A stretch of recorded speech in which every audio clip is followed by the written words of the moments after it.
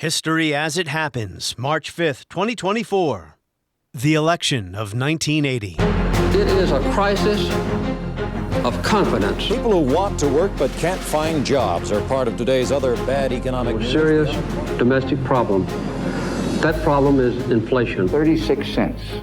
That's what this $1960 is worth today. Gas lines at many stations were a lot longer than normal. Why doesn't anybody contact the president? Why is he letting this happen to us? All of us must learn to waste less energy. They tell us we must learn to live with less. Some 60 Americans are now beginning their sixth day of captivity inside the U.S. Embassy in Tehran. The government of Iran must recognize the gravity of the situation which it has itself created. 222nd day of captivity, the 285th day of Massive Soviet military forces have invaded the small, non-aligned, sovereign nation of Afghanistan. The cause endures, the hope still lives, and the dream shall never die. I believe in the idea of amnesty for those who have put down roots and who have lived here, even though some time back they may have entered illegally. The American people now are facing, next Tuesday, a lonely decision.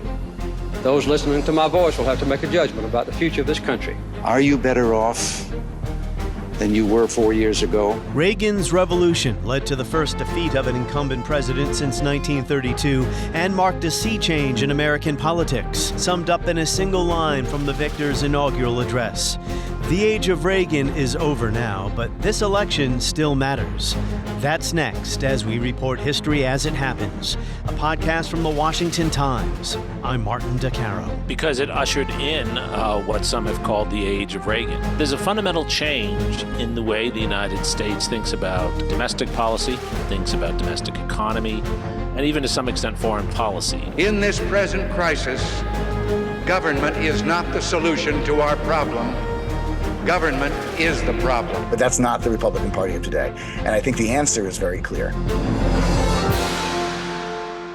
On July 15th, 1979, President Jimmy Carter, sitting in the Oval Office, looked into the TV camera into Americans' living rooms and let loose a sermon that would define his one term in office, and not for the better, and would come to be known by a word he never uttered: malaise. Too many of us now tend to worship self-indulgence and consumption.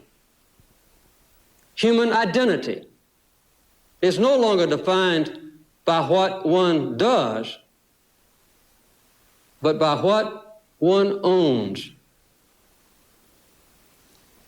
But we've discovered that owning things and consuming things does not satisfy our longing for meaning. Carter appeared to be abdicating his role as leader and blaming the people, himself included, for their own afflictions, writes the historian Sean Wilentz, in The Age of Reagan.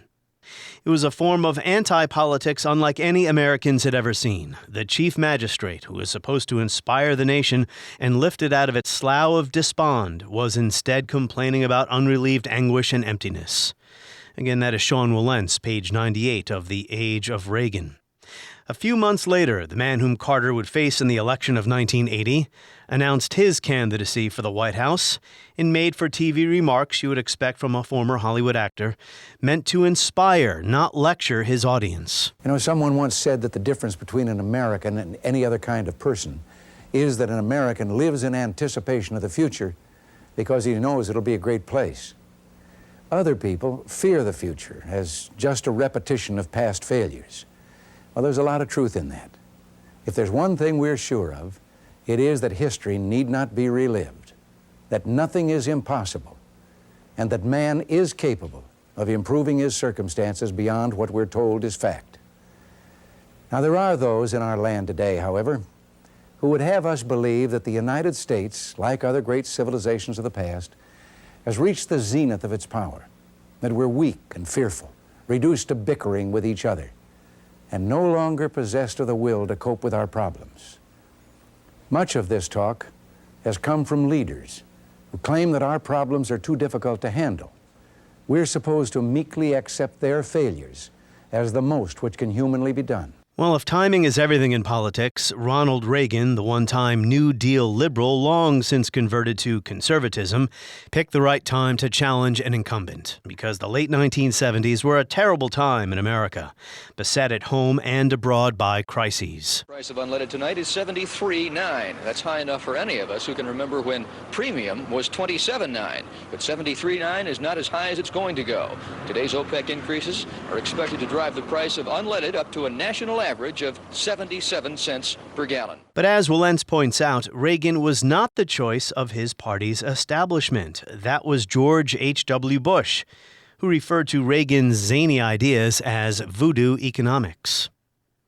This is the first in what will be an occasional series of episodes about influential elections in American history. I'll produce one every few weeks between now and Election Day, November. The election of 1980 was, and is, important. Just take the idea of voodoo economics. Ronald Reagan did not invent supply-side economics, but he did write them into the Republican Party's DNA. And it is magical thinking today just as much as it was then. Now, here's a story that broke just as I was about to produce this episode. Researchers from Princeton University, the University of Chicago, Harvard, and the Treasury Department determined the big Trump tax cut of 2017 did not pay for itself as its backers promised, but rather helped explode the national debt. And the wage gains caused by the tax cut were also far below what conservatives promised. Still, a major difference between then and now, today's GOP opposes any and all tax increases, whereas Reagan agreed to raise taxes several times after that initial cut. Reagan also called for amnesty for undocumented immigrants. He negotiated with a state sponsor of terrorism, Iran. He angered the far right in his own party when he sought to de-escalate the Cold War with Gorbachev in his second term. Well, a lot of this came later on. What voters saw in 1980 was someone promising to restore American greatness. To stop inflation, we've got to put a ceiling on federal spending. We've got to crack down on waste, and we must lower our tax rates to encourage individual productivity. In California, where I was governor for 8 years, we went from near bankruptcy to financial help. We gave the taxpayers billions of dollars in tax relief, and we met the needs of our people. If we're going to stop inflation, we must do it now, not with bigger government. It takes better government. That's what we owe ourselves and our children. That's why I'm running for president. Only one man has the proven experience we need. Ronald Reagan for president. Let's make America great again. While Jimmy Carter looked impotent. Late yesterday, I canceled a carefully planned operation which was underway in Iran to position our rescue team for a later withdrawal of American hostages who've been held captive there since November 4th. After the Republican National Convention in Detroit, Reagan led Carter by 28 points. Yet, writes Wilentz, Reagan's early advantage quickly melted, and from the middle of the fall campaign until Election Day, it seemed highly possible that Carter would win. So Reagan changed his position on debates. He had insisted that any debate include the third-party candidate, John Anderson. But now, a week from the election, Reagan and Carter shared a stage in Cleveland. Governor Reagan, as a matter of fact, began his political career campaigning around this nation against Medicare.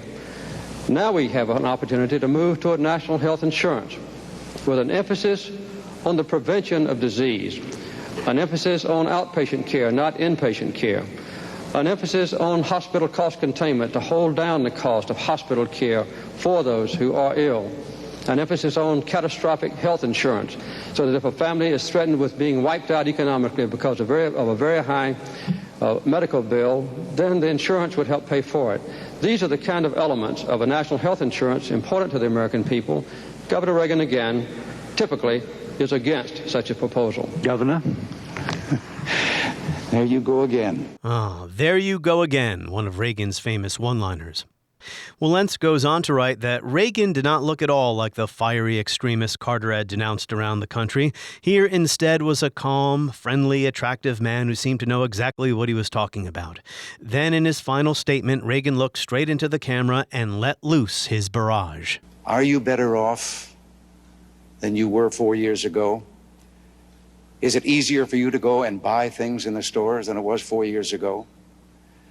Is there more or less unemployment in the country than there was 4 years ago? Is America as respected throughout the world as it was? Do you feel that our security is as safe, that we're as strong as we were 4 years ago?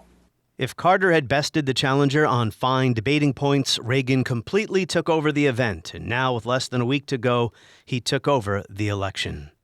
Again, that is Sean Wilentz, page 124 of The Age of Reagan.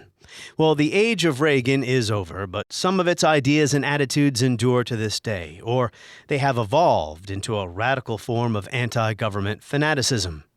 Still, Reagan's presidency did leave a mark, but his party has changed. Donald Trump's GOP has divorced itself from Reagan's foreign policy. Just look at Ukraine. So why is the election of 1980 important? What has endured and what did not? Jeremi Suri is a historian at the LBJ School of Public Affairs at the University of Texas at Austin. He is the author of The Impossible Presidency and host of This Is Democracy podcast. Jeffrey Engel is founding director of the Center for Presidential History at Southern Methodist University.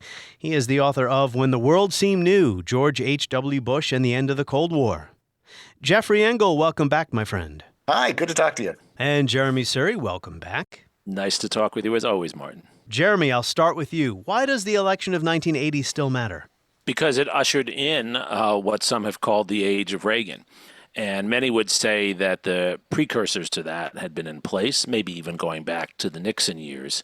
But there's a fundamental change in the way the United States thinks about domestic policy, thinks about domestic economy, and even to some extent foreign policy. And 1980 marks that. It's an approximation for that shift from the era of what is still the world of the New Deal and the world of the Vietnam era to something that's post-New Deal, post-Vietnam. Yeah, Jeffrey Engel, I think of election of 1932 because of what was happening in the country at the time. You know, good thing for Franklin Roosevelt, he wasn't elected in 1928. He would have been blamed for the Depression.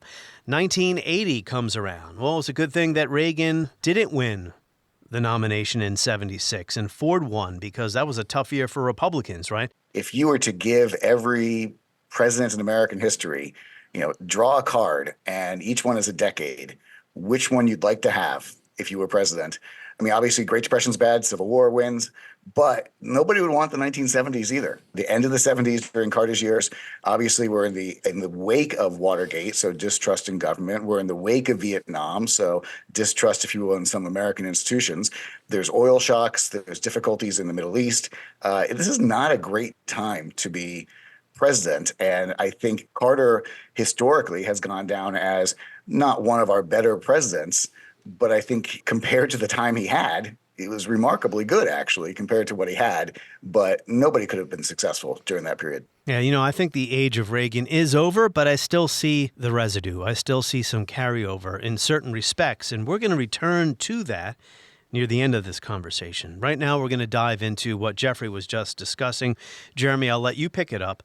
What state was the country in 1979, 1980, as the election is about to roll around? Why don't we start with domestic problems first? It was an incredibly dismal time at home, far more dismal than anything our students have experienced, even including COVID.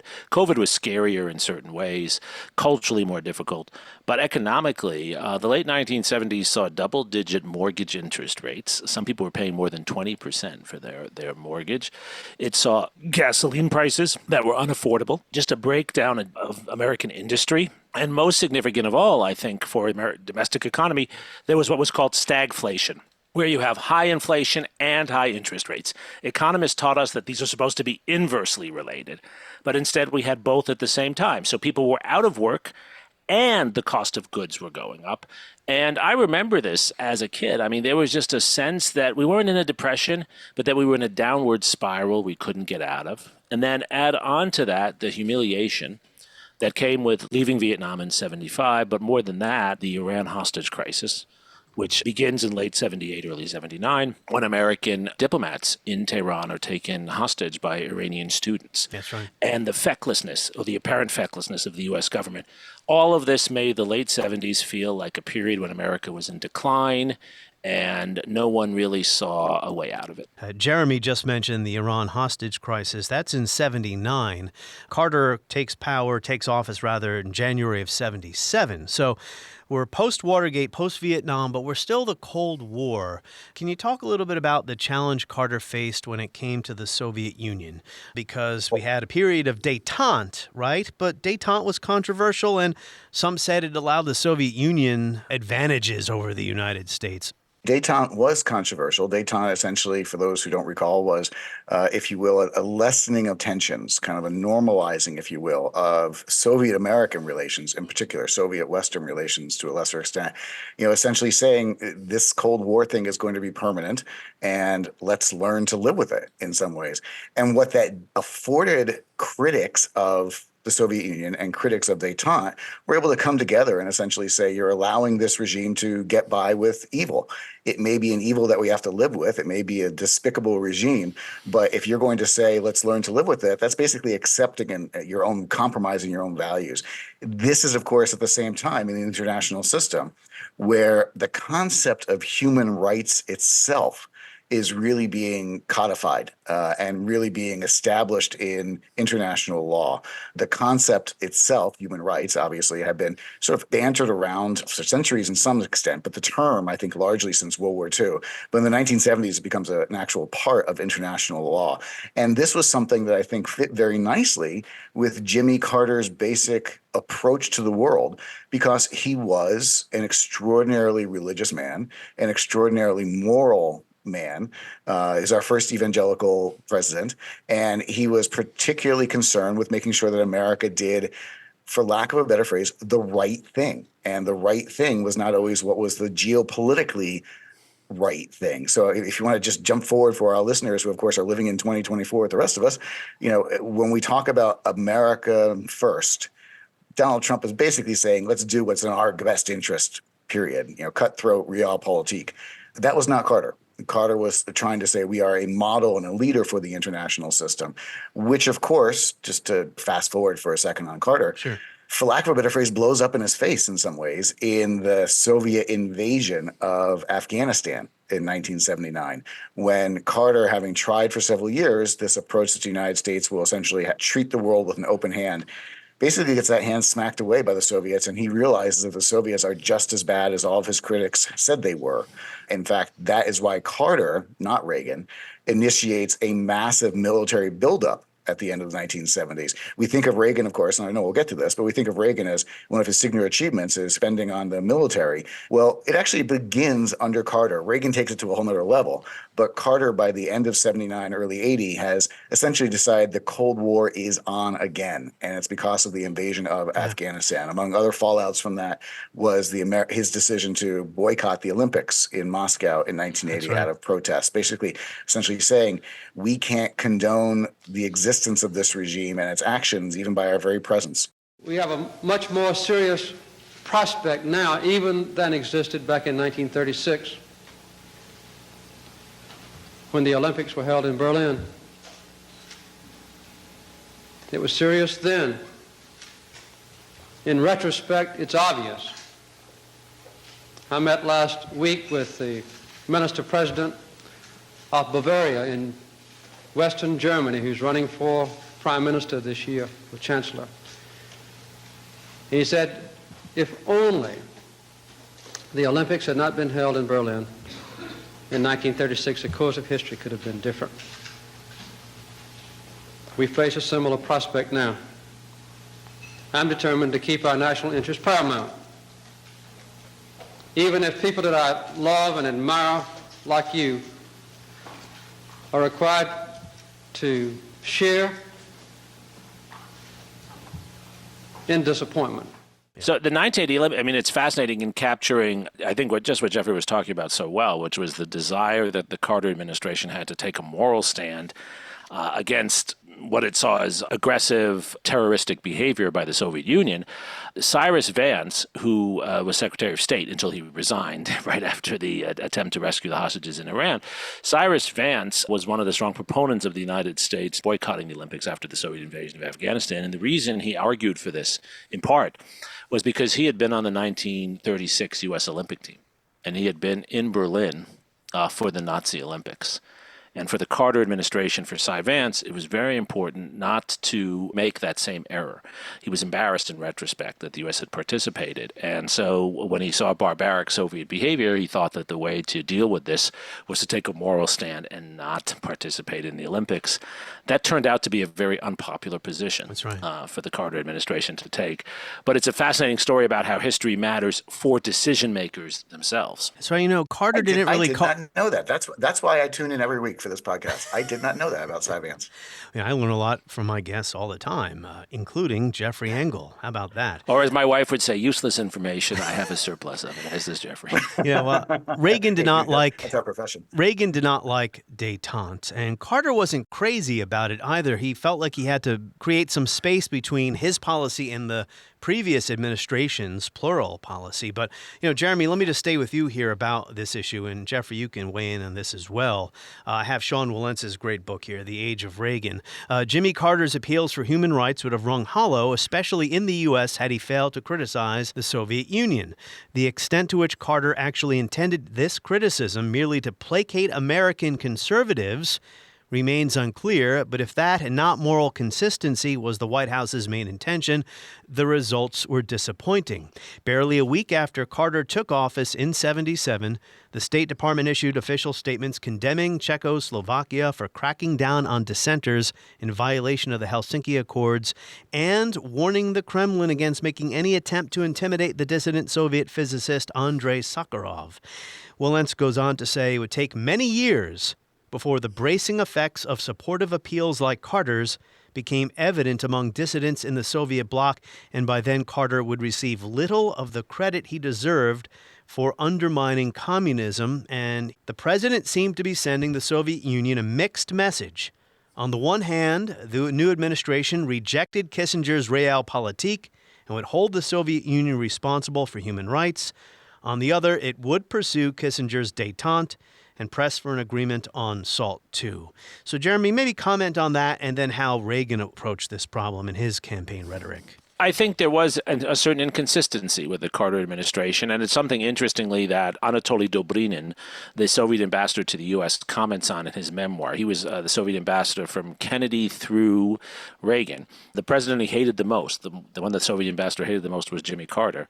And he hated Carter because of just this point. He believed that Carter, on the one hand, was claiming that he wanted to manage relations with the Soviet Union, wanted to have an effective diplomatic relationship with them, but at the same time was taking these strong, prickly moral stances. And it was the earnestness of Carter's moral judgments attached to the desire for diplomacy that was very hard for the Soviet Union to gauge. For example, the Carter administration wanted to continue with arms control negotiations as Kissinger, Nixon, and Ford had, but at the same time, they were desirous of meeting with and encouraging dissidents from the Soviet Union. Ford had famously refused to meet with Soviet dissident Alexander Solzhenitsyn, but Carter did meet with Solzhenitsyn. And so the Soviets couldn't understand this. Either you want to work with us or you don't want to work with us. And that inconsistency was a problem in managing Soviet relations. It was also a problem at home. It gave Reagan an enormous opening because it allowed Reagan to say that, in fact, if I take a stronger stand, they will work with me because my toughness is what they'll react to. That instead the wishy-washy Carter policy, which really wasn't that wishy-washy, as Jeff pointed out, it was actually pretty hard line in many respects, but nonetheless, because it looked inconsistent, Reagan could blame that and claim that a stronger position, Reagan's famous statement, peace through strength, which implied that Carter was not strong enough and therefore not getting peace. Yeah, Jeffrey, two things that come to mind immediately when I think about Reagan. Anti-communism, real hard right, conservative anti-communism on the foreign policy front, and domestically anti-New Deal, anti-welfare state. We'll get to domestics again later on, but Reagan was running on a policy of, making America strong again. Yeah, in fact, Make America Great Again was, in fact, the campaign slogan in 1980. If we're going to stop inflation, we must do it now. Not with bigger government. It takes better government. That's what we owe ourselves and our children. That's why I'm running for president. Only one man has the proven experience we need. Ronald Reagan for president. Let's make America great again. For those who've abandoned hope, we'll restore hope and we'll welcome them into a great national crusade to make America great again. Reagan himself obviously a very interesting and controversial and complex man. Reagan himself never came out against the New Deal. He said what he was against was the Great Society. And he made the distinction that the New Deal, which had been good for his own family, was, essentially the minimum that the government should do in terms of engaging and taking care of its population, but that we had gone too far with this idea and we needed to reel things back. And the thing that I think is most important for people to remember about Reagan in the 1980 campaign is that he was considered quite the radical within the Republican Party. He was not the saint of the Republican Party that he subsequently became from the time of his election, actually, or I guess from the time of H.W.'s election up until Donald Trump, I would argue, because Reagan was remarkably hawkish on Cold War issues, as you mentioned.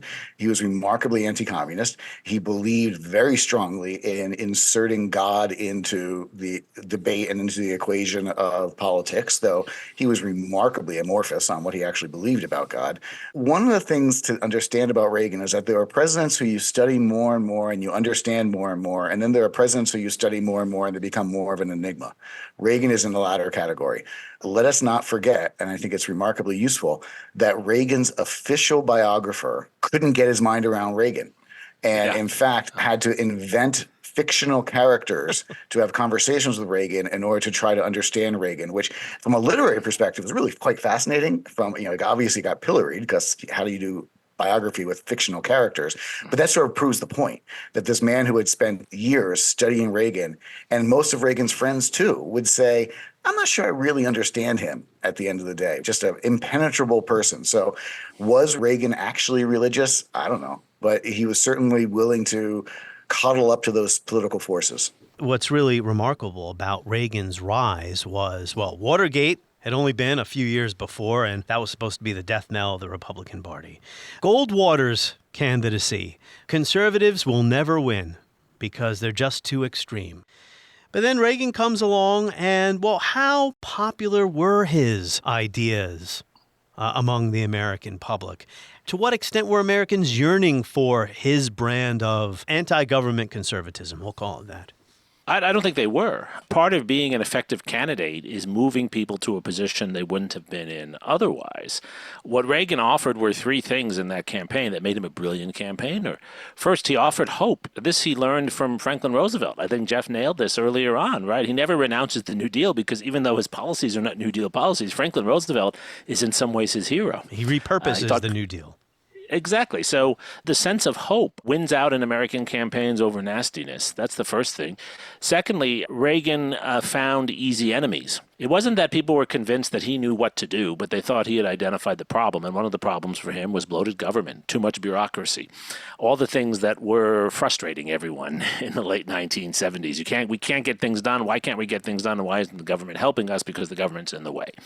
And then the third thing Reagan offered, I think, which is really important, is he promised Americans that they could win again, that they could win the Cold War. The challenge of détente was in some ways, Kissinger confronted this in the very beginning, détente was a very un-American idea because it was the idea that you can't conquer the West, that somehow there has to be some kind of compromise, that we're not going to settle all this land and make it better, that somehow we're going to have to compromise with all these other people.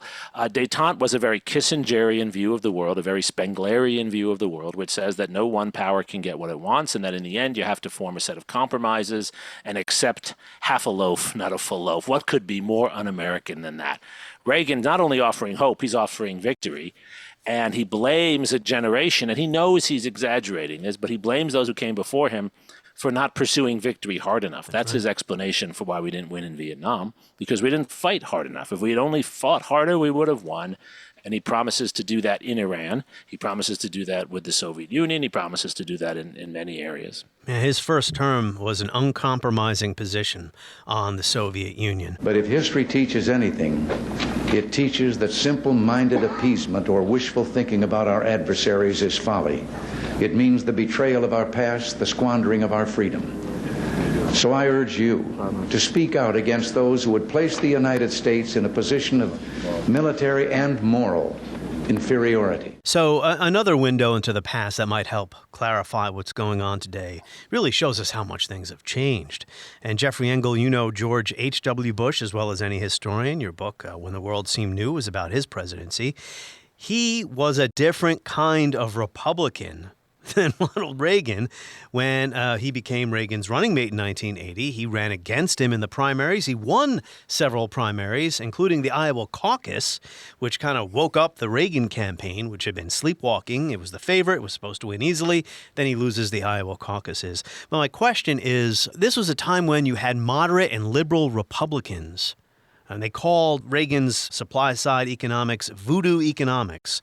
That was Bush's term for it. What I'm saying is that this type of what I call a voodoo economic policy, it just isn't going to work.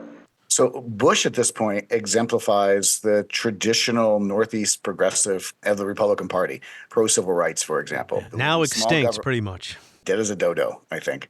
And you look at what Bush believed is not dissimilar from Dwight Eisenhower in some ways.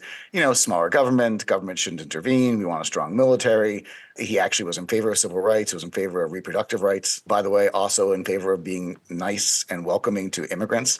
Before I get away from it, we need to recall Reagan, too, was also remarkably nice to immigrants. In fact, I hope that you can find for your listeners the 1980 debate in Houston between Reagan and Bush, where they basically get into a long, extended argument over which of them would be nicer to immigrants. I'd like to see something done about the illegal alien problem that would be so sensitive and so understanding about labor needs and human needs that problem wouldn't come up. But today, if those people are here, I would reluctantly say I think they would get whatever it is that they're, what the society is giving to their neighbors. But the problem has to be solved. The problem has to be solved because as we have kind of made illegal some kinds of labor that I'd like to see legal, we're doing two things. We're creating a whole society of really honorable, decent, family-loving people that are in violation of the law, and secondly, we're exacerbating relations with Mexico. The answer to your question is much more fundamental than whether they attend Houston schools, it seems to me. I don't want to see if they're living here, I don't want to see a whole thing of 6- and 8-year-old kids being made, one totally uneducated and made to feel that they're living with outside the law. Let's address ourselves to the fundamentals. These are good people, strong people. Part of my family is a Mexican. Can I add to that? Rather than making them or talking about putting up a fence, why don't we work out some recognition of our mutual problems, make it possible for them to come here legally with a work permit, and then while they're working and earning here, they pay taxes here. And when they want to go back, they can go back, and they can cross and open the border both ways by understanding their problems. This is the only safety valve right now they have with that unemployment that probably keeps the lid from blowing off down there. In any event, Bush was the moderate traditionalist, and Reagan was a radical. We have to remember when Reagan came into office in 81, people referred to the revolution of Ronald Reagan, not dissimilar in some subtle rhetorical ways to Donald Trump, of people saying that this is a guy who is from outside of Washington, who has no experience with Washington, who is preaching things that are not the orthodoxy, and that this is going to shake things up and really change the way Washington operates. For one thing, he believed in a couple of economic policies that were inconsistent. The most famous, of course, is the supply-side economics, or as H.W. Bush referred to it with the critique that stuck during the primaries, voodoo economics. Yes. The idea that you could lower taxes and raise spending through some magic pixie dust. This would actually cause prosperity. It has never actually happened, but that's a different story. I'm sure somebody will complain to you from the Washington Times when I say that never actually happened, but Well, I agree. Supply-side economics is I have facts on my side. A lie. It doesn't work. And so to stick on Bush for just 1 second, Bush is his biggest critic. Bush is the last man standing in the 1980 campaign against Reagan. And when the campaign comes to an end, Bush presumes his political career is over. He had tried for the presidency, he was done. There's one of the most extraordinary moments in all of American presidential history at the 1980 convention when Ronald Reagan's team begins negotiating with, of all people, Gerald Ford's team to bring Ford back in as vice president, with Ford being in charge of foreign policy or domestic policy? Jeremy, you can remember. Foreign policy. Foreign policy. Yeah. But the idea that really reinforces that Reagan was such a radical that he needed an adult in the room with him. And who could be more adult than Gerald Ford? Now, it turns out the negotiations never get resolved because the truth of the matter is there can be only one president at a time. And a co-presidency, and more importantly, a man in the room who had been president, was just going to be impractical. So when those negotiations break down in the end between the Ford camp and the Reagan camp, they basically turn to the last guy standing, H.W. Bush, and offer him the job. And Bush's response is either remarkable or completely typical, depending on your perspective about politicians. Bush immediately says, I agree with every one of Mr. Reagan's positions. Here's Wilentz. Reagan expressed personal doubts about Darwin's theory of evolution. He said the New Deal had patterned itself on Italian fascism. He revived his ill-fated proposal from the primaries of 1976 to make Social Security system voluntary. He repeated an absurd claim that he'd picked up somewhere that a recent volcanic eruption in Washington state polluted the atmosphere with more sulfur dioxide than the last 10 years of automobile driving. Reagan did say a lot of wacky things. He wasn't an intellectual. He was not an intellectual, and he did have some eccentric beliefs, and certainly mainstream Democrats saw him as a crazy man. And in the early 1980s, there's concern that he's going to start a nuclear war. On the other hand, though, unlike others who now run for office without any experience, Reagan had a lot of governing experience. First of all, he had been the head of the Actors Union in Hollywood, which is actually a very serious political job. And then he had been governor of California.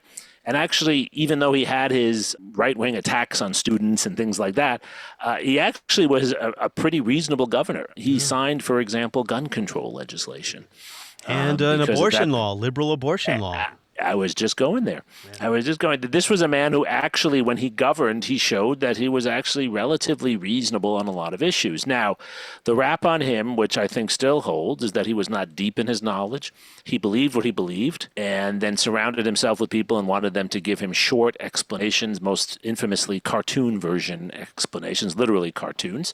But he was serious, and this was someone who wanted to solve problems in his own way, and he also surrounded himself with very serious people. The fact that he considered Gerald Ford and then George H.W. Bush as running mates, the fact that he hired Jim Baker, who was George H.W. Bush's best friend and Mr. Establishment, to run the White House, that tells you a lot about how serious he was about governance. The ideologues tended to be in roles like Ed Meese at the Justice Department and elsewhere, where they were pursuing cultural and niche policies. But for mainstream stuff, this was a very serious person, Ronald. He was a pragmatist when it mattered. Yeah. I mean, he had to know how to negotiate and have a give and take. As you said, he was the president of SAG. That's right. And he was very pragmatic when it came to the Soviet Union, especially in his second term, when he sat down and did what he had criticized people of doing, negotiating with the Soviets. Pragmatic on Social Security. You mentioned his 76 proposal was indeed to make Social Security private and voluntary. But then in the end, he negotiated with House Speaker Tip O'Neill. You couldn't be more sort of in the throes of Democratic urban machine politics than Tip O'Neill. They negotiated an expansion of Social Security, the largest expansion ever, which did more than anything to increase the role of the federal government in the lives of people above 65 in our society. He blew open the budget, spent more money than other presidents had. So, yes, he was an ideologue, but he also was focused on what he saw as problems that needed to be solved. Yeah. Well, and this speaks to his brilliance. The fact that he managed to have a reputation and to maintain a reputation as being an ideologue, had strong, rock-solid convictions and could never compromise, and yet compromising all the time and governing. Reagan, very famously, was one of these people who believed, if you get 85% of what you want at a deal, it's a good deal. Exactly. And because no one could question that he wanted the 100%. It's sometimes useful to think of foils to understand the original character. One of the critiques of H.W. Bush during his entire career, but also in particular during 1988 and when he tried to become president himself, was that he was not a true conservative. Why? Because the true conservative was Ronald Reagan. And you could list the number of things that Reagan did that were not conservative, but no one ever doubted where his heart was, if you will. And how he managed to pull this off is just a remarkable version of it, whether it's acting, whether it's leadership, whether it's visionary campaigning. All politics are politicians, rather, are actors. And we're going to get into the communication issue when we wrap up with the election results and his style versus Carter's style, as was on display at their lone debate. It was in Cleveland a week before the election. Reagan also agreed to raise taxes several times after the initial cut. No, that's correct. And part of that was to cover defense spending. Part of that was to cover Social Security and other things. I mean, he was able to switch positions for larger purposes, but the reasons he was seen as a serious conservative had to do with his rhetoric and some of the controversial stands that he took. It must be said that he ran for office appealing to those who were uncomfortable with the civil rights movement. He was not anti-civil rights, but he most famously, goes to Neshoba, Mississippi, the site of a lynching, where Schwerner, Cheney, and Goodman had been killed in 1964, and no president had gone back there. And he went and gave a speech, a full-throated campaign speech for states' rights. States' rights, right? And everyone knew what he meant by states' rights there. I'm not saying that Reagan was a racist. I actually don't think he was. I think he was insensitive to some issues. But this is to Jeff's excellent point, that he was able to earn his bona fides with people on the far right by taking strong cultural stances. A prayer in school was another one. That gave him room then to compromise on the wonkish policy issues like taxes and things like that. Well, let me make 2 points in response and in agreement. He never said anything that you could definitively say make him a racist. However, racists, the Ku Klux Klan in particular, endorsed him. So, whatever he's saying, the people who were racist found appealing. Similarly, I want to quibble with my colleague just 1 second. Reagan never actually raised taxes. His White House was very clear in all the information they put out that whenever there was a tax increase, you would not refer to it as a tax increase. They referred to it as a revenue enhancement. Technically, according to the White House, Reagan never raised taxes, but he had 16 different revenue enhancements. Okay. The effect of that on your checkbook, by the way, is remarkably similar. Yes. Well, I guess it's almost revenue enhancement season. We're coming up on April in a few weeks here. I was going to get to this subject later, but I'll tackle it now before we move back to the Democrats and the campaign, because I do think it's important when we look back on elections as being inflection points or really important elections that mark a sea change in our politics. The conservative movement and what it stood for, the ideas that underpinned it. Both of you are, of course, familiar with the historian Rick Perlstein, who's been writing a multi-volume history of the conservative movement and his engagement with ideas. And here is Perlstein writing, "Sometimes ideas have a powerful motor force in history. Sometimes they do not. So it's the historian's job to discern which, what, when, and how actual ideas actually affect the course of history or not. Ideas in the sense of serious intellectual work that diffuses outward to influence a wider public were very important in the later 1970s, when the writings of formerly liberal intellectuals known as neoconservatives did so much to make conservatism respectable to journalistic and political elites. But ideas in that sense were not, in my considered judgment," writes Perlstein, "nearly as influential in the rise of conservatism in the 60s and 70s. Just a little bit," Perlstein says. And he says, historians frequently overemphasize the importance of ideas in driving the conservative movement. Friedman, Hayek, etc. I don't know, Jeremy, what do you think of this? Yeah, I tend to agree with Rick. I think, as with most things, he might overstate things a little bit, but I think he's generally right. This was not a revolution made by Milton Friedman and others who came up with all kinds of free market ideas. Neoliberalism matters, but neoliberalism is a rationalization in many respects for grabbing political power. I think Reagan did have some serious impulses, and those impulses were ideas of a kind, but they were not intellectual ideas. He believed the New Deal had gone too far, that the Great Society was taking the New Deal farther than Roosevelt ever would have imagined it going, and it was too far. He believed the United States needed to be stronger in the world and flex its muscles more often. He believed that the greatest source of growth for the United States was the innovation of the free enterprise system. Those things he believed, and those things he actually knew a fair amount about. He wrote speeches out by hand in the 1970s that he delivered on radio. Just like we do podcasts, he was doing radio shows. And just like you, Martin, he had to write his own script. So he actually did know a bit about this stuff, but he wasn't a deep thinker, not at all. These were articles of faith for him. They were non-falsifiable. And he motivated and mobilized people around them, and then he attached them to other ideas. This is what Jeff is talking about. A good politician takes what they believe and attach it to what you believe and convince you that what you believe is what they believe. And so he would appeal to people who were against civil rights, for example, even though he might not have been against civil rights. He appealed to people who just wanted to lower their taxes, even though that's not really what was mostly motivating him. And that was his work as a politician. He was a brilliant politician, as Jeffrey said. And when he would explain his, say, proposals to deal with this problem or that, or his worldview in his very catchy way, right? That was a reflection of how he thought. That wasn't a distillation of some more complex idea. And of course, Reagan was great at that, whereas Carter was not. 9 most terrifying words in the English language are, I'm from the government and I'm here to help. Reagan was a storyteller. And I know you've covered this with us and with others on your podcast many times. One of the most powerful things anyone does is tell a story, a compelling story, and a truthful story, as Reagan's stories were for him, is the most compelling of all. But the contrast with Carter is quite extraordinary. I mean, Carter is highly analytical. Carter's someone who deconstructs arguments. That's why academics like him. He takes an argument and says, no, your evidence is not good enough. I believe this instead, and reconstructs your argument, whereas Reagan takes a story and he retells it until you believe it. And you want to believe it because in Reagan's case, these are stories he believes. That's the FDR Lincolnian element of Ronald Reagan. Bill Clinton did that too. Yeah.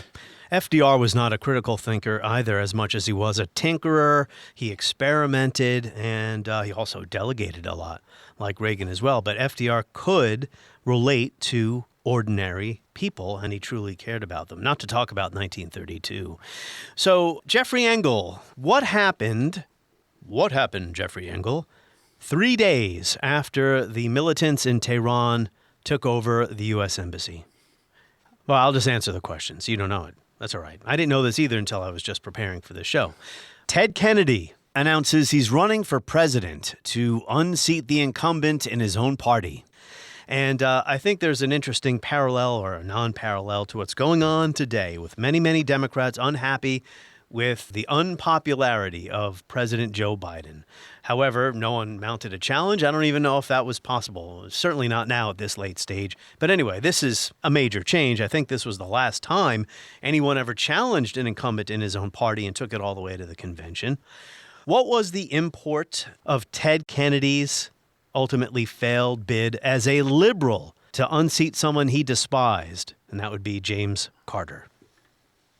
I think it Are you goes still back alive after that long question? I thought you might. Go ahead. Yeah. I think it goes back to something that Jeremy pointed out, that Reagan had a story, Reagan had a narrative, so did Kennedy. It really forces us to, embarrassed to use this term now because it's so academic, to deconstruct what leadership is. That it's not merely, to some extent, knowing what direction to go in. It's being able to get people to follow you in a particular direction. Kennedy offered a pure liberalism, if you will. Reagan offered a purer form of jingoism and patriotism. One of the things that I think is hard to impress upon our students is, again, Reagan, maybe to some extent like Kennedy, is one of those people that everything doesn't actually add up when you talk about him because you can't ever express that flash of charisma. Reagan had, among other things, remarkably good taste in choosing opponents. Jimmy Carter was such a flawed candidate and such a flawed president that his own party created a significant challenge to him. Similarly, just to jump ahead, in 1984, Reagan runs against Walter Mondale, Jimmy Carter's vice president, who was so, I shouldn't say unpopular, because I don't know anybody that didn't like Mondale, but nobody liked Mondale. Well, that was the election that taught Democrats they had to stop being liberal. So they ran. Well, and he wins one state. But here's the thing: if you break down the numbers, as political scientists want to do, if you break down the numbers, this is actually one of my favorite stats of the entire semester when I teach this to my students. 2/3 of the voters who cast ballots for Reagan in 1984, according to exit polls, when asked what grade you would give the president, A through F, gave Reagan a C- or worse, but better than the other guy. I argue that Reagan was not really as popular as people remember. By the time he leaves office in '88, he's gone through numerous scandals, not least of which is Iran-Contra and the discussion of perhaps presidential impeachment. And the economy, the economic recovery wasn't as strong as people remember either in this first term. So. Not at all. Not at all. And remember, people vote on where they think the economy is going. But things start to improve by '84. It's not that things were great. It's that it was morning in America again. Well, morning means you got a full day ahead of you. So, Jeffrey, you know I love you. I asked you about Ted Kennedy, and here we are talking about '84 and Walter Mondale. I'm happy to talk about Ted Kennedy. Just following on what Jeffrey said, I think that's actually super helpful. First of all, I think the analogy, just to get it out, of Ted Kennedy to today would be Nikki Haley running against Trump.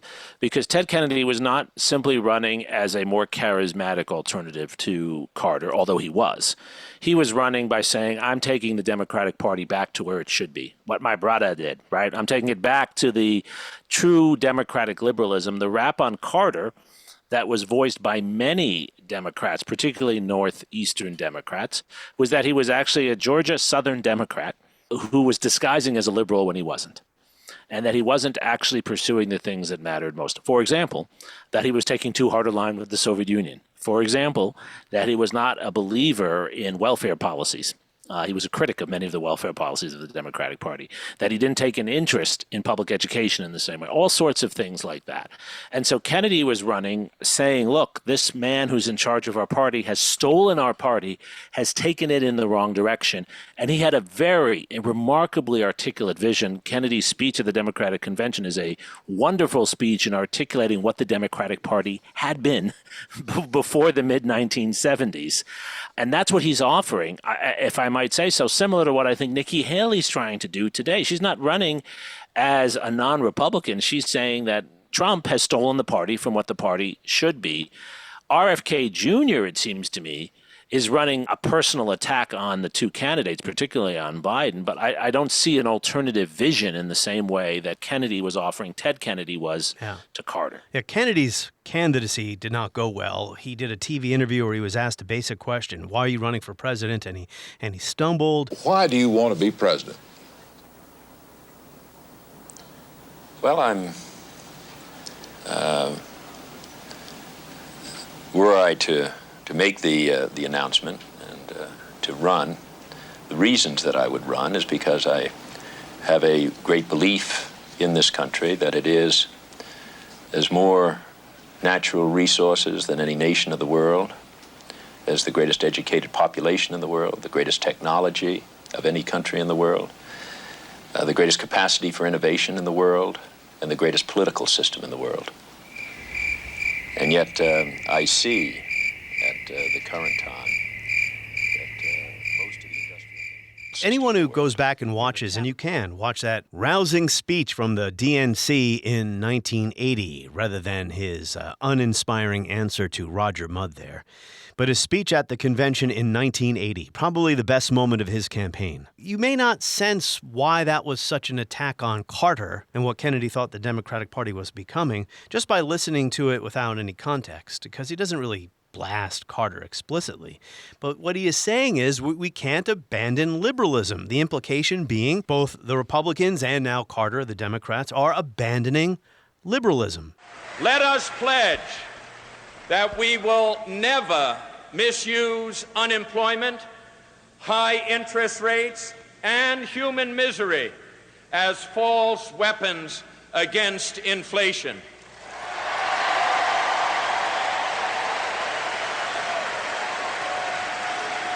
Let us pledge that employment will be the first priority of our economic policy. Let us pledge that there will be security for all those who are now at work, and let us pledge that there will be jobs for all who are out of work, and we will not compromise on the issues of jobs.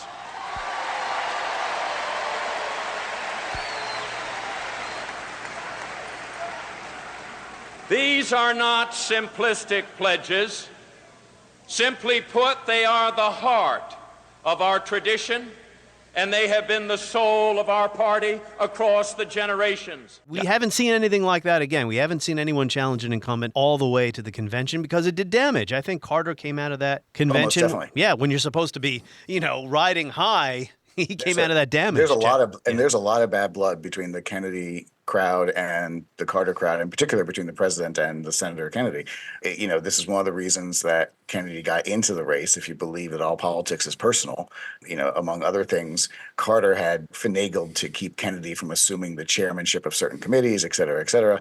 But more importantly, from an optics standpoint, after giving the speech you just described so well, there's a moment at the very end of the convention where everybody comes together and has a kumbaya moment, and the candidates come out with their families and the balloons fall and everybody raises hands. And Carter basically following Kennedy around the stage, trying to get that signature photo of the two of them raising hands together, holding hands and holding them up in the air in apparent victory. Kennedy won't do it. That's right. Kennedy And acknowledge the incumbent president, yeah. The optics of it are awful for Carter. Remember, one of the things that a convention is supposed to do is to show that we're all healed up and on the same page together going into the general. That didn't happen in 1980. Yeah. Something else that was happening then that we need to take stock of here as to why this election and other elections around it or prior to it were so important. Political realignment, okay? So, again, referring to Walentz here, this is one of my go-to reference books when I prepare for a podcast about Reagan's era, the age of Reagan. Reagan's strategy involved mobilizing the growing constituencies of the new right, above all, northern blue-collar whites, and these people had been in FDR's camp, and, writes Walentz, evangelical Christians, as well as the Republican Southern strategy base, while Reagan lambasted the Carter administration nationwide for its failures in the economy, which we've discussed, and in foreign affairs. So you want to talk a little bit about the political realignment that is happening and the constituencies that are shifting beneath the candidates? I think it's absolutely crucial, right? And it's something historians have given a lot of attention to, these so-called Reagan Democrats, which in some ways were also Nixon Democrats, right? Michael Kazin, who I know you've had on, has written quite a bit about this as well. I think the realignment that is occurring is there's two elements to it among many others that are worth emphasizing that I think Reagan understands. First of all, the country is more suburban. And the heart of the Democratic Party is in an urban working class at this point, an urban working class that's white and African-American and Latino, et cetera. And these suburban voters, they have different interests. One of the things they're very interested in is having more local control over their suburbs. The whole point of moving to the suburb was to get out of the city. And the problems of the city get associated with the Democratic Party machines. And so the Republican Party is able to pull away from the Democrats, some of these formerly Democratic voters who have moved from Queens, from Flushing, Queens, to Westchester County, for example, or from, like my wife's family, from downtown Chicago to Highland Park to the North Shore. All of a sudden, their interests are different, and there's a bit of a backlash against civil rights, too, because one of the reasons they've left is because they perceive that their schools, as they've been integrated, have declined in quality. That's the perception. Yeah. And in the suburb, you get to fund your own school. Even though it's still a public school, it's really a private school that looks like a public school, et cetera. So that's one element of what's going on. And then the second element, I think, that's really important here in the realignment, and it helps also explain why you get a third-party candidate, an independent candidate in John Anderson, running with, of all people, Pat Lucey from Wisconsin as his running mate, is that there's a dissatisfaction with what's perceived as the Democratic Party not delivering on the economic goods for everyone, right? The Democratic Party had been the party, this is the party of Lyndon Johnson, that promises that everyone's life is going to be made better through federal welfare policies, through federal policies of one kind or another. And there's dissatisfaction with this. John Anderson runs as a moderate Republican, claiming that he's the one who cares about these families. The Democratic Party is not serving them in the way it did before. It's not serving working class families. The Republican Party isn't doing that yet, but John Anderson is going to do that. Midwestern Republicans are going to do that. The Democratic Party, the realignment, as I see it, is that they've lost suburban voters and they've lost a lot of the working class voters. And those two elements are important. And we're still sorting that out today. So, Jeffrey Engel, it's my view that most American elections are decided by domestic issues, not foreign policy. But there's no question the Iran hostage crisis and, the image of Carter as weak. There's no question the Iran hostage crisis hurt Carter. Why was Iran such a touchy issue for the American foreign policy establishment and American citizens in general. If not our strongest ally in the Middle East, in the top two, and was a bulwark of American foreign policy, especially throughout the Cold War. Remember, the United States, along with Great Britain, had helped engineer a coup in 1953 that brought the Iranian government to power, and the Iranians subsequently become one of our largest recipients of foreign aid, in particular foreign military aid. And given how sensitive, obviously, the area of the world that they live in, having a strong government that was conservative in the sense of being anti-communist was a bulwark of American foreign policy for generations. Then suddenly it wasn't. Then suddenly there was so much corruption within that regime, so much antagonism from the people towards the repression of the regime.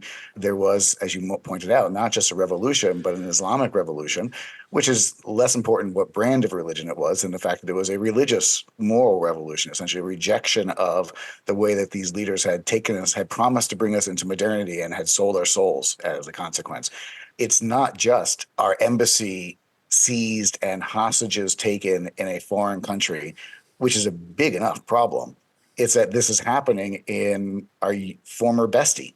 That's right. So one of the problems I think that Carter runs into, not unlike his domestic problems, is that the problems in the 1970s are tough. The problem of what to do with hostages in another country, a well-armed other country that is in the midst of a revolution, is not an easy one. There obviously were hawks who from the very beginning said, send in the Marines. Well, at the very least, that's going to lead to a remarkable amount of bloodshed. And they did try to rescue them, and that was a disaster. I think Carter reluctantly tries to rescue them after many months of failed negotiations. For technical reasons, the mission does not work. But the mission, for example, runs into problems where they're trying to refuel in the desert. A couple of planes, actually a plane and a helicopter, bump into each other. There's a big explosion. They have to call off the mission. But I think one of the unanswered questions, of course, is what would have happened if the mission had gone forward? It is not entirely clear to me, nor to anyone, because nobody knows, how many of the hostages would have been killed in the taking, how many people would have been killed, how many soldiers would have been killed. You were very likely to wind up with a situation on a much bigger scale, of course, that you had with the Munich Olympic crisis. Yes, you've managed to kill all the assailants, but you've also managed to kill all the hostages. So these are not easy problems for Carter.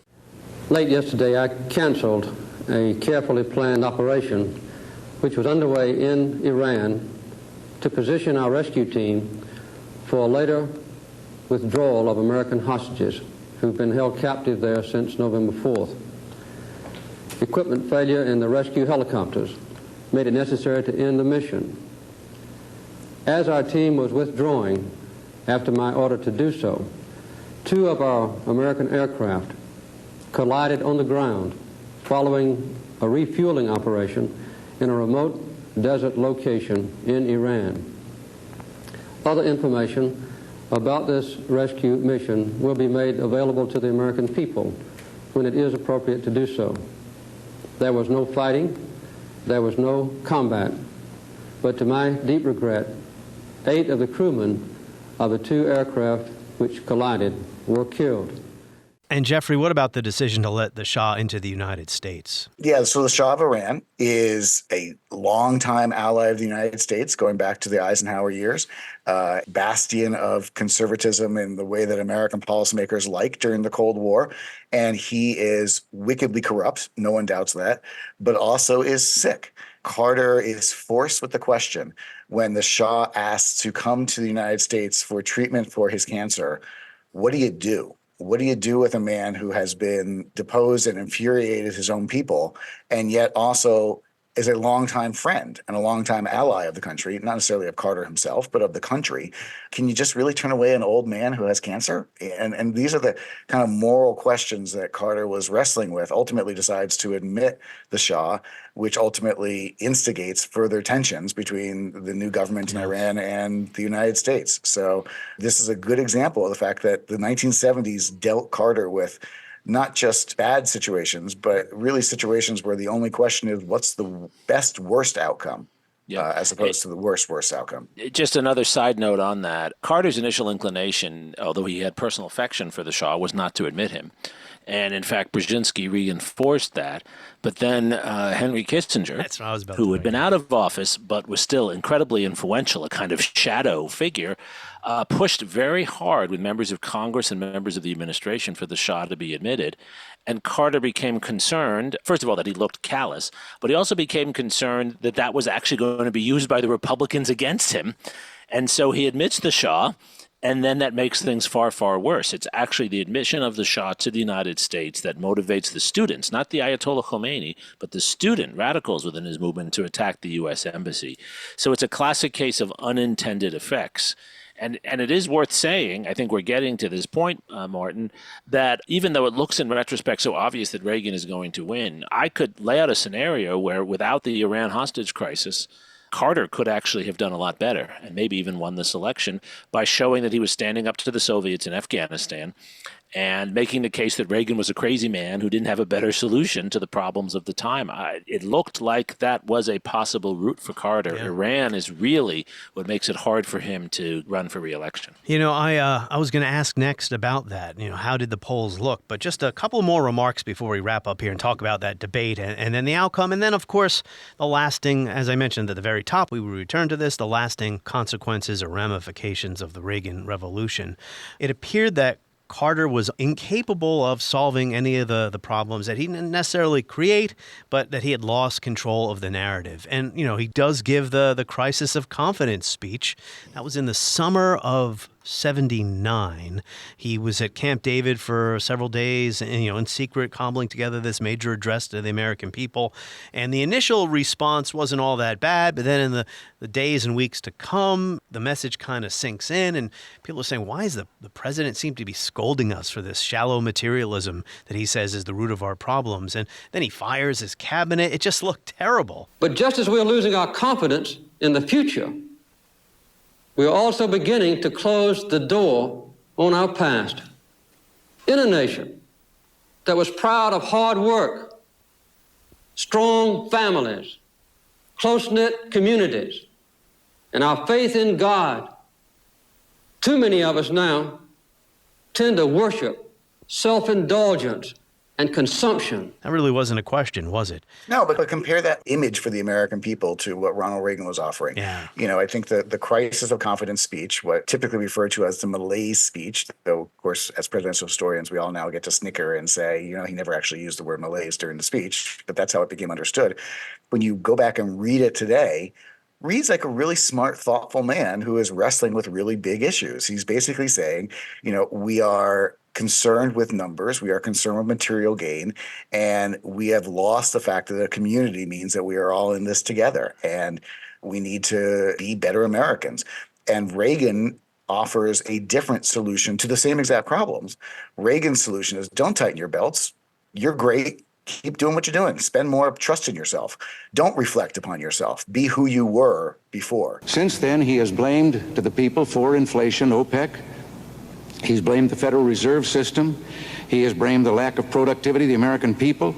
He has then accused the people of living too well, and that we must share in scarcity, we must sacrifice and get used to doing with less.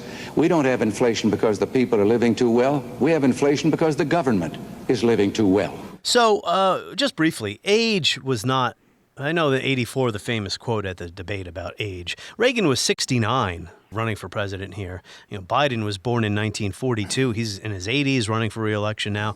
Reagan was older compared to past candidates, but he looked great. He was born in 1911. Carter was born in 1924. So in 1980, neither man seemed too old to be president. I mean, it didn't seem like age was a big issue here, was it? Not in 1980. I think it became an issue in 84. Well, I think Reagan starts to fade by the end of his second term. You can see it. I think that's right. So all this terrible stuff is happening to the country. What were the polls saying? It actually looked pretty close. I mean, Reagan was ahead, but it looked close. People were surprised at the spread on election night.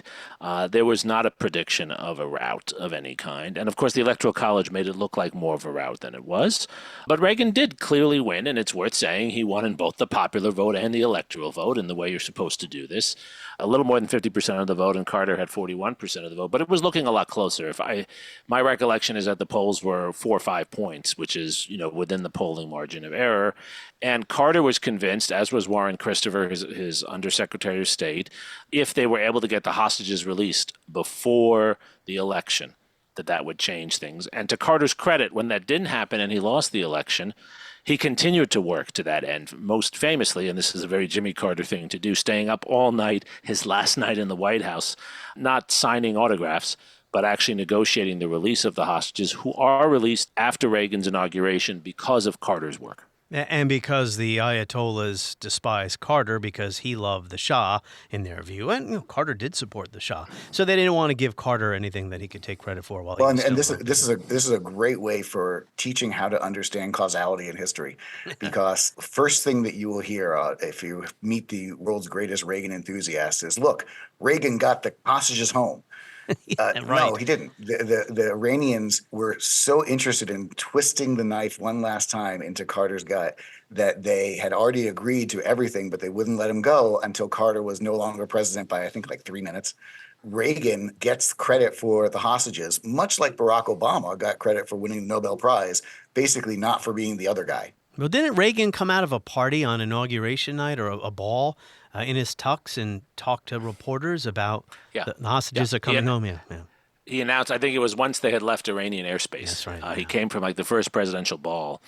And, this comes back to Lincoln's point, though, right? So much of leadership is luck, right? What did Lincoln say? I don't want good generals, I want lucky generals. Timing is everything in politics. Yeah, and I mean, if you look at, it's not that Reagan didn't have a certain skill set. Of course he did. We've talked about that. But this is a man who was fortunate, as Jeffrey said, in his enemies, and fortunate in his times. He inherited an economy that had hit rock bottom and started slowly, very slowly, to turn around. Not so much because of what he did, but because of the economic cycles we were in. So the debate. There was only one debate. It took place in Cleveland. It's on YouTube, and I think people should go and watch it to see how debates could at one point be somewhat substantive compared to what we get now. How important was this debate in determining the outcome of the election? I think it was very important because the Carter people were telling a story about Reagan being a crazy man, not fit for office, relevant to some of the rhetoric today. And unlike other candidates later, Reagan was able to rise to the occasion and show that he was perhaps fit for office. My watching of that debate or rewatching of it is, on substance, there are limitations to Reagan, but he plays the part well. He looks presidential. In some ways, he looks more presidential than Carter. He looks believable in the role. And it reminds me, the analogy is the first debate between George W. Bush and Al Gore in 2000, where Bush, the expectations were so low, he actually looked smarter than people feared he wasn't. And Reagan had a way of talking to people that they could relate to. He could connect with them. He explained problems in a way, maybe intellectuals thought it was hokey or even nonsense. This isn't academia. This is politics here. And I think his famous line, "There you go again." There you go again. When I opposed Medicare, there was another piece of legislation meeting the same problem before the Congress. I happened to favor the other piece of legislation and thought that it would be better for the senior citizens and provide better care than the one that was finally passed. Yeah. There you go again, like another Democrat. There you go again. Which meant nothing at the time. It was great.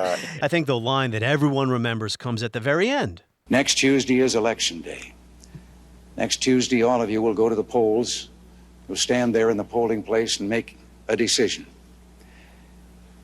I think when you make that decision, it might be well if you would ask yourself, are you better off than you were 4 years ago?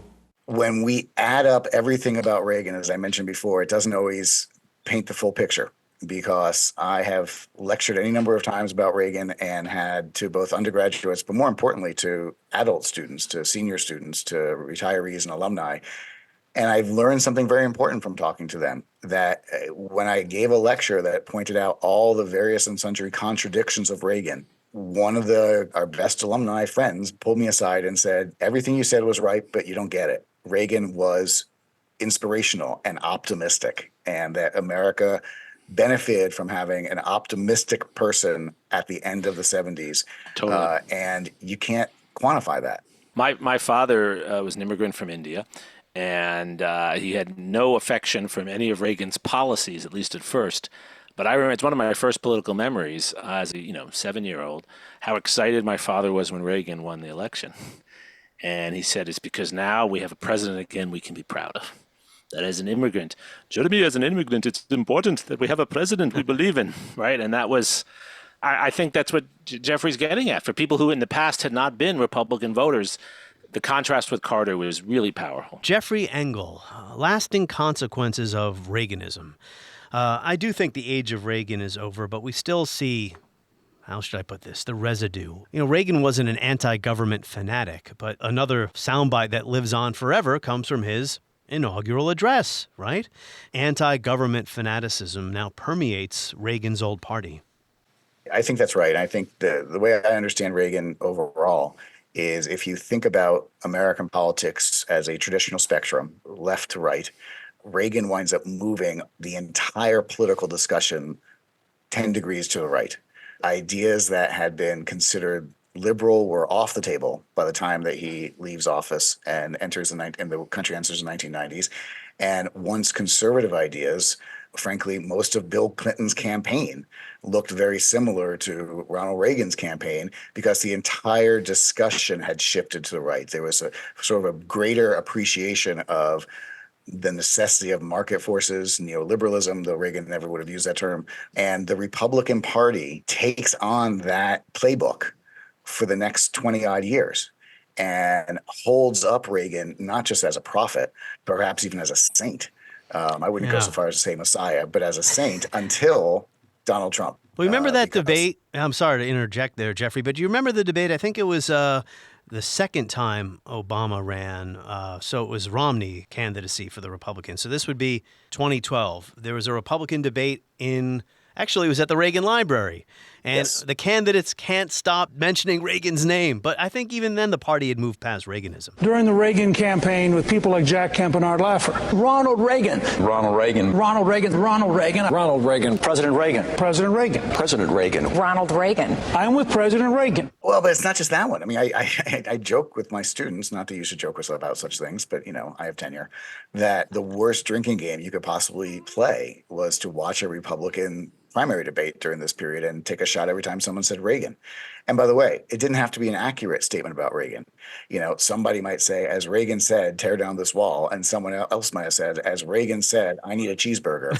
And the truth of the matter is, as long as you start by saying, as Reagan said, people are going to smile and believe you. And then, as I tell my students, if you take a shot every time that happens, you won't last 5 minutes. But that's not the Republican Party of today. And I think the answer is very clear, that they have taken this anti-government idea, I shouldn't say anti-government, concern for government, a belief in limited government, taking it to the point of saying now the Republican Party stands for being against government, that government is the problem. And there is only one saint allowed in Donald Trump's Republican Party, and only one prophet allowed, and only one Messiah allowed, and that is obviously Donald Trump. So one of the reasons I think that Reagan has become less cited as the man who we should emulate among Trump Republicans is because Donald Trump refuses to do so. It's so complex and it's so interesting, right? There's no doubt he leaves an ideological marker in American politics, but I think we have to be careful how we understand it. Only 2 Republican presidents after him, only 2 elections out of all the remaining presidential elections between Reagan's second term and the present. Only 2 times do Republicans thereafter win the majority of the popular vote. They're consistent losers after Reagan, the Republicans are, in presidential elections. And so what's really happened here? I think Reagan has empowered, he becomes, as Jeffrey said, a saint. He becomes a figure who empowers a particular kind of Republican politics, which is not really even his politics, right? This is sort of Marx saying he really wasn't what the Marxists had become, right? The Reaganites are very different from what Reagan was. Reagan was a tough campaigner, but he was also someone who had principles. But his arguments become arguments that are foisted out by Republicans to justify all kinds of hard-nosed politics that run against the democratic beliefs, and I mean lowercase d, that Reagan himself had. Reagan would have been appalled to see people trying to starve a country like Ukraine that's defending itself. He would have been appalled to see us separating families at the border as they try to come into this country. He would have been appalled to see us telling people they shouldn't take vaccines. He believed in vaccines, right? I mean, all of these things. He was not good on the AIDS issue, but he wasn't someone who was against the science of medicine. So Reagan becomes, I think, within American politics, he becomes this deity, this figure whose intentional misconstruals by his followers justify hard-nosed, militarized, anti-government, self-defeating politics. And so his legacy in some ways in domestic politics, I think, is pretty negative. The Republican Party goes downhill after him. George H.W. Bush barely holds it together, but the George H.W. Bush years are the years that bring us Newt Gingrich. So in terms of politics, I think it's actually a pretty negative legacy. Where I think his legacy is strongest and most positive is in foreign policy, what Jeffrey's written about so well. The world that George H.W. Bush should get more credit for is also in part the world that Reagan contributed to, a world of building bridges between the United States and the Soviet Union, and the United States for a time being a good international actor that I think Reagan by his second term believed in. So I think it's a mixed legacy, and that's not unusual. Most presidents have mixed legacies. The economic ills we suffer have come upon us over several decades. They will not go away in days, weeks, or months, but they will go away. They will go away because we, as Americans, have the capacity now, as we've had in the past, to do whatever needs to be done to preserve this last and greatest bastion of freedom. In this present crisis, government is not the solution to our problem. Government is the problem. On the next episode of History as It Happens, what would Russia look like after Putin? We'll tackle that subject with Liana Fix and Maria Snegovaya as we report History as It Happens, a podcast from the Washington Times.